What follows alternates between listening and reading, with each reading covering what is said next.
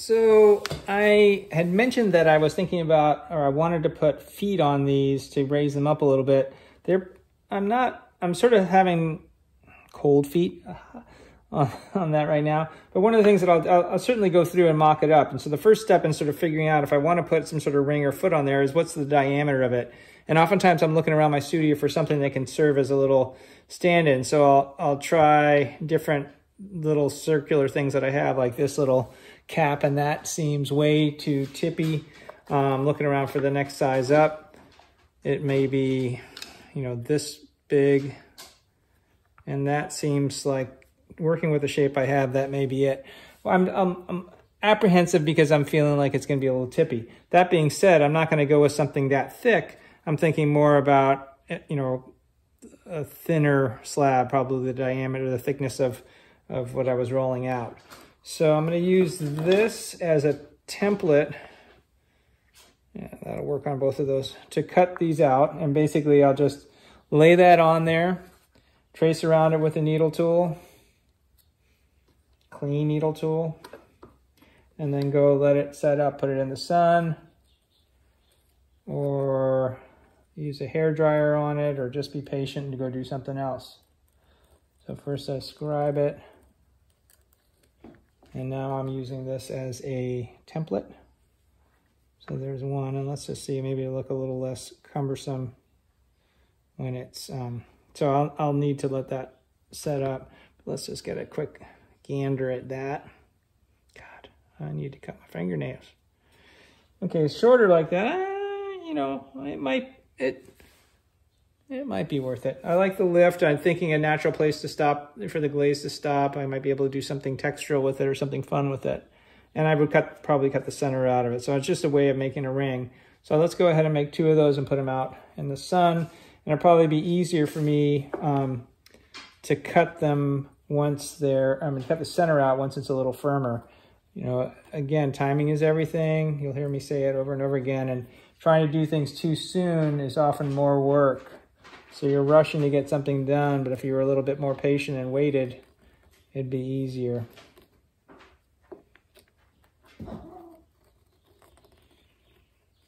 That was Simon, if you were wondering. Okay, and again, this is all nice and soft and floppy. And actually, I should take this moment to just mention, I guess it was Rosa was bringing up the notion of plastic bag, the clay coming off the edge of the plastic bag. And so I'm actually trying this idea of just throwing my scrap into a little container and spritzing it in there. It's got a lid, and that's keeping it wet, and I can wedge it up from there. So I'll let you know how that works. It worked all right earlier today. So I've got 2 of these guys to set up. And before I attach them, because they are soft, and this stuff is, I would describe the clay cups as leather hard. If anything, maybe a little bit towards the soft leather hard. As I sit that in there, I can see it's listing a little bit or tipping a little bit. And so you guys all got paddles in your kits, and you might just want to give it a little bit of a spanking. And I'll just try that out. And I think that they have potential. It'll get squished a little bit when I put it on there, but I was thinking I was going to not do them, but now that I start to see them, I'm thinking it could do something. So we're going to let those set up, and the next thing we're going to do is we're going to put the handles on. Okay. Hi. So now we're going to talk about handles and putting them on. So I pulled these handles earlier. Now they're nice and leather hard, which doesn't take too long, especially in the sun. And I can cut it to fit. And I will use a needle tool to do this because I know you have that. But in terms of augmenting in your toolkit, a wire cheese cutter is awesome.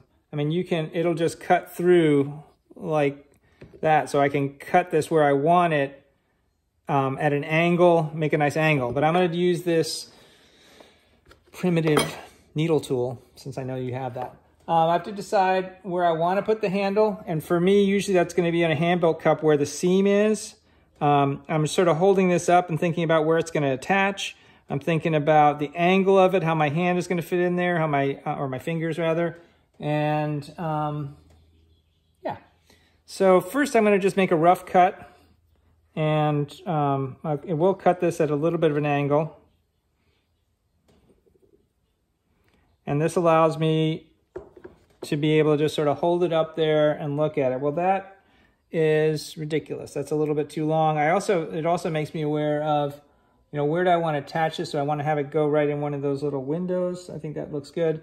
But it's tilting down too much. I'm exaggerating here. So I want to bring it more in from the top. So I'm going to remove more from the top than I am from the bottom. But I do want to cut the bottom a little bit too. And since it's a little smaller, I'll cut that first. So again, a little bit of a curve to it because the pot is curved. Just heard that little bell that's telling me I have a meeting coming up. So don't worry, this is going to be quick. And this will just slowly remove material because, ouch, once I cut it off, I can't put it back on. That's looking pretty good. It's about proportion. It's still, to me, tilting down a little bit more than I want it.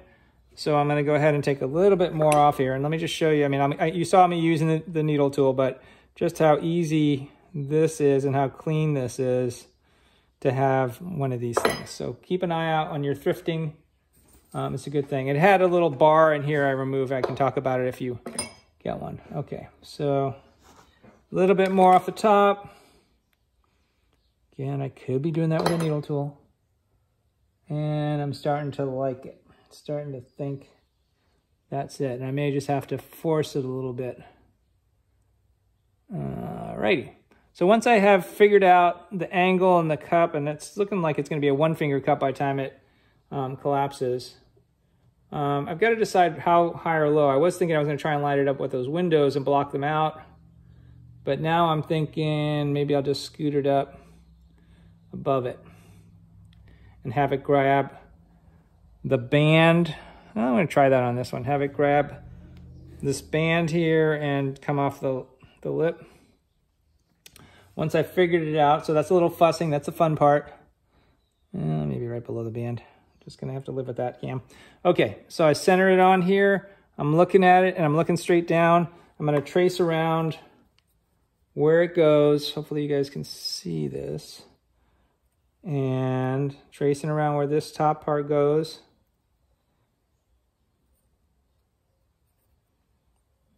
So there should be little circles on there.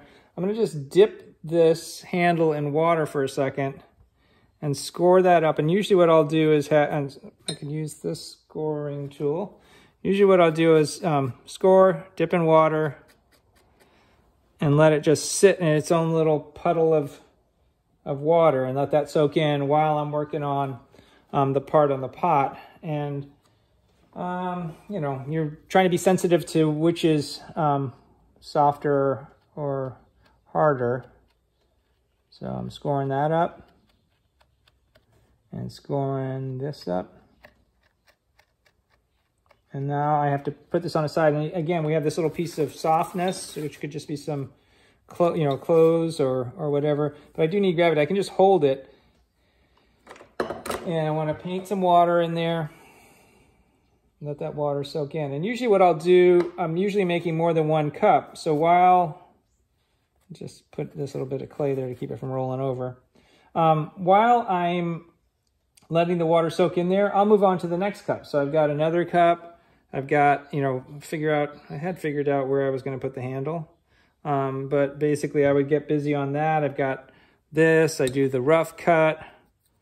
This is bigger than it needs to be. So I can whittle the material down.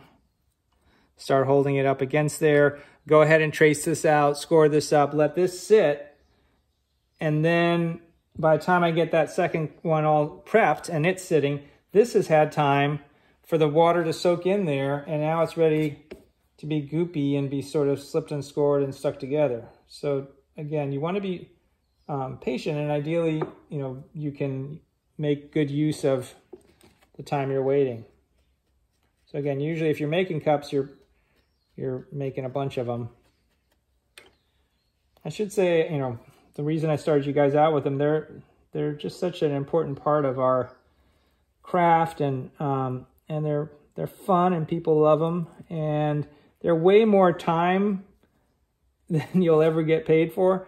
But that being said, your pay is coming from the enjoyment of making it. So basically, I'm supporting underneath there with my thumb as I press down, and you can again see that slip that I'm going to wait to clean up.